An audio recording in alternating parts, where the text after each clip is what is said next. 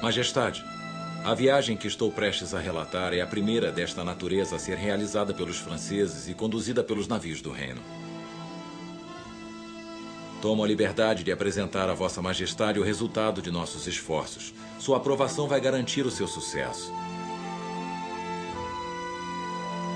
É nesses termos que Louis-Antoine de Bougainville começa a narrativa de sua viagem ao redor do mundo ao rei Luís XV. Estamos em 1769, 250 anos depois de Fernão de Magalhães dar a volta ao mundo e muitos anos antes da Revolução Francesa.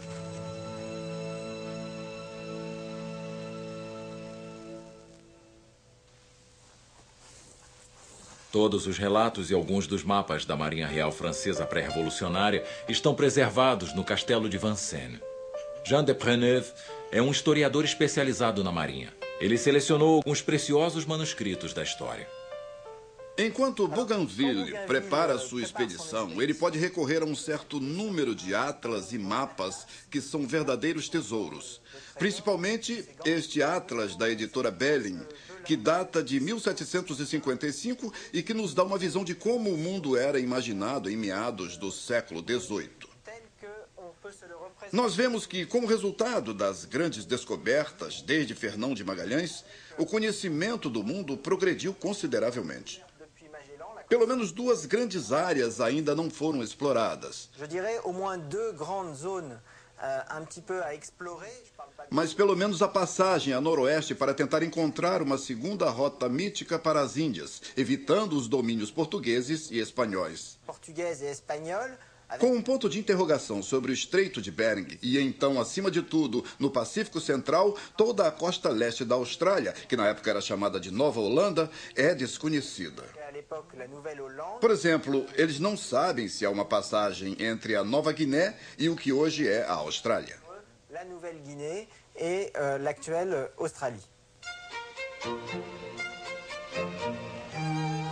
No entanto, a geografia não é a única preocupação. A França, que acaba de perder a Guerra dos 7 Anos, deve entregar as Ilhas Falkland, ou Malvinas, aos espanhóis. Choiseul, o então ministro do rei Luís XV, convoca Bougainville para cumprir essa dolorosa missão. No entanto, Bougainville anuncia que ele gostaria de prolongar a viagem e transformá-la numa expedição lucrativa. A China promete novas possibilidades de comércio e, no caminho, especiarias das Ilhas Molucas encherão os porões. Assim foi tomada a decisão para a primeira viagem ao redor do mundo realizada por um francês. E em 6 de dezembro de 1766, a fragata La Boudeuse levantou âncora em Brest e rumou a Montevidéu, na América do Sul.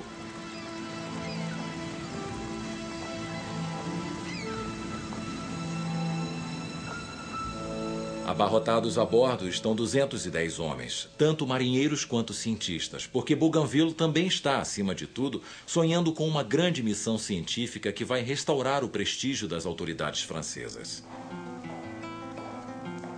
Mas por ora a tarefa não é tão gloriosa. As autoridades espanholas estão esperando por Bougainville.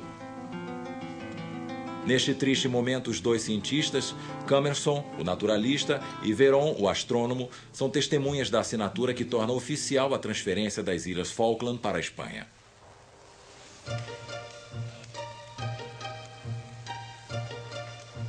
Commerson fica de olho em tudo. Esta parada nos trópicos é a sua oportunidade de registrar todo tipo de novas espécies. A primeira descoberta de Commerson é dedicada ao seu capitão. Uma flor roxa, anteriormente desconhecida em seu catálogo, chamou sua atenção.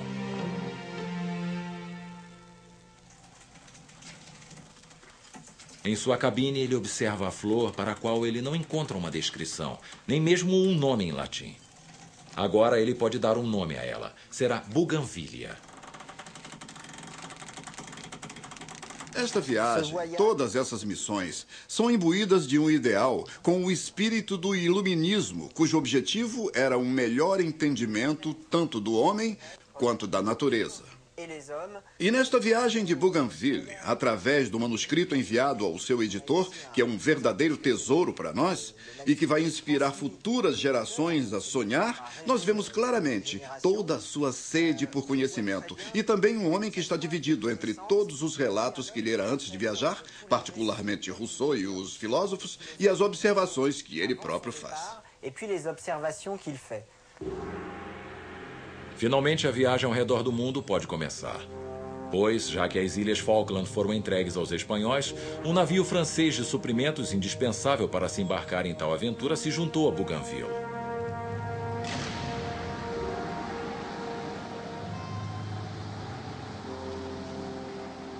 Por mais de um século é sabido que a Terra do Fogo é apenas uma ilha, cuja sentinela rochosa é chamada de Cabo Horn.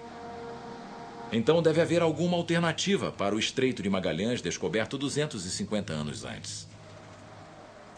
Então Bougainville passa pelo estreito para desenhar um mapa preciso.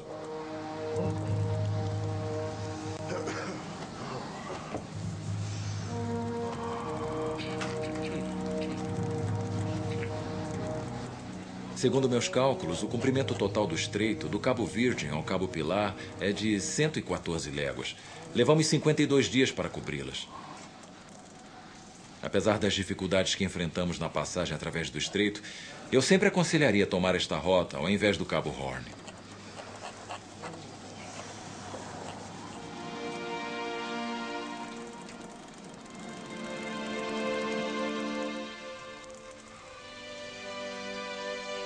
E em 26 de janeiro de 1768, os navios La Boudeuse e L'Étoile entraram no imenso Oceano Pacífico que ainda não foi conquistado. Mas há muitos recifes. No horizonte podemos ver algumas ilhas pequenas e baixas.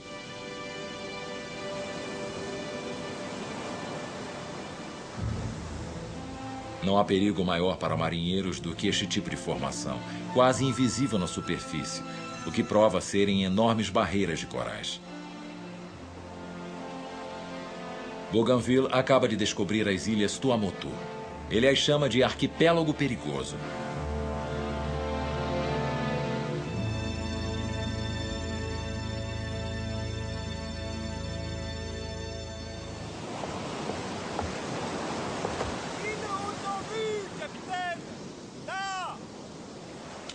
Finalmente, em 2 de abril, 2 meses após emergir do Estreito de Magalhães, Bougainville se aproxima de Sagitário, a ilha descoberta há 200 anos pelos espanhóis Quiros e Mendana, e que ninguém mais conseguiu encontrar novamente.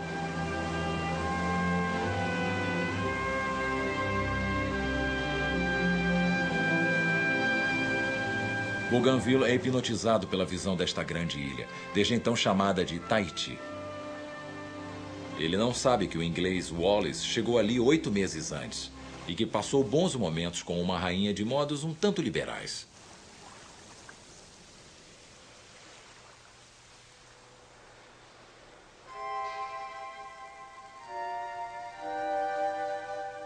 Depois de haver navegado os oceanos, o renomado marinheiro Titouan Lamazou começou a pintar as mulheres do mundo.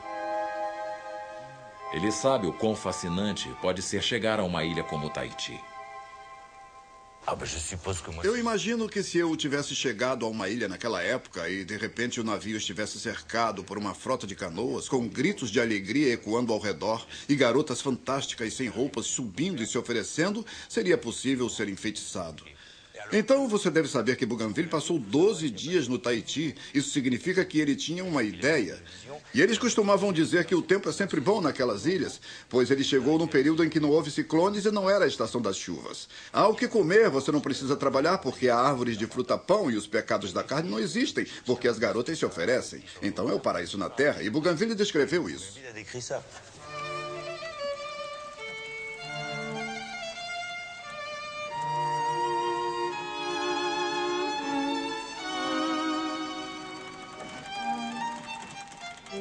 Ao nos aproximarmos da terra, os nativos cercaram os navios.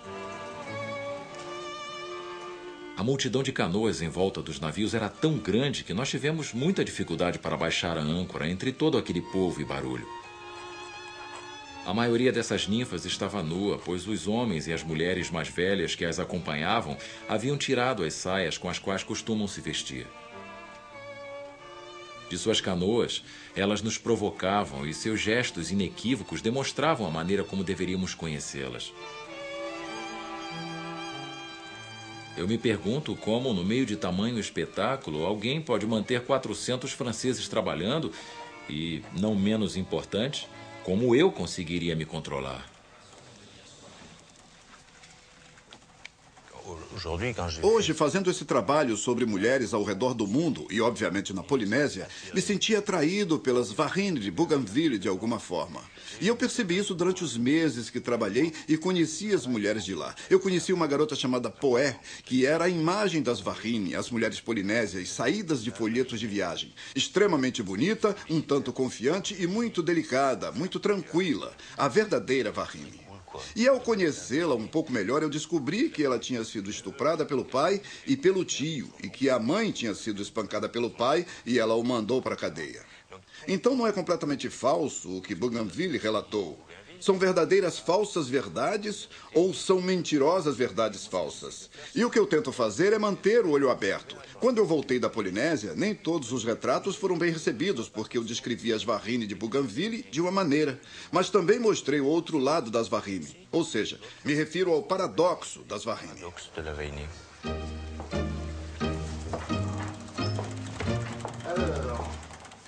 Bougainville mal havia chegado ao Tahiti quando partiu novamente, com Aoturu a bordo, um jovem chefe tahitiano que queria conhecer a França. E foi através do contato com este convidado aristocrata durante o resto da viagem que Bougainville pôde realmente aprender sobre a moral e os costumes do Tahiti. Aoturu se torna o queridinho de Versalhes e vai personificar o ideal bem difundido do nobre selvagem. Ele faleceu 2 anos depois, no navio que o levava de volta ao Tahiti.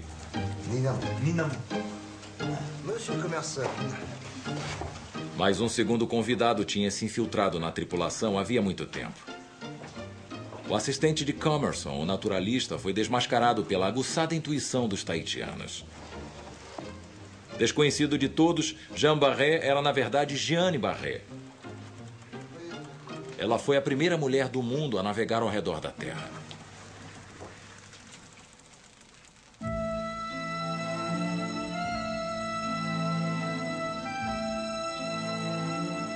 Quanto ao que resta da missão, Bougainville decide não arriscar uma busca pela passagem entre a Austrália e a Nova Guiné, pois sua tripulação já está sendo afetada pelo escorbuto.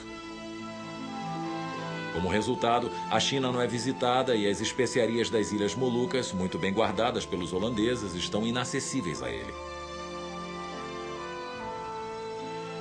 Na jornada de volta, Bougainville já está pensando no que pode caracterizar essa viagem como uma grande contribuição.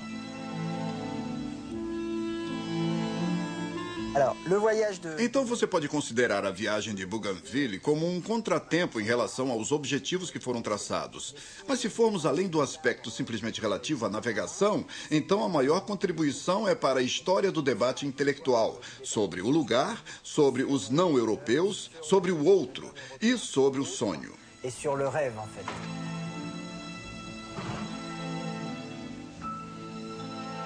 E, principalmente, ele vai permanecer como um dos primeiros a se gabar das virtudes. Bom, não das virtudes, mas dos encantos das mulheres tahitianas.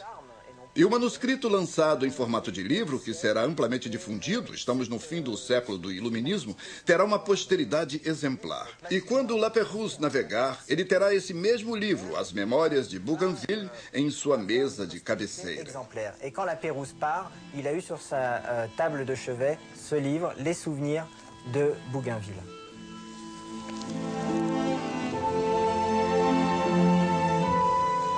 Viagem ao redor do mundo nas fragatas do rei La Boudeuse e L'Étoile.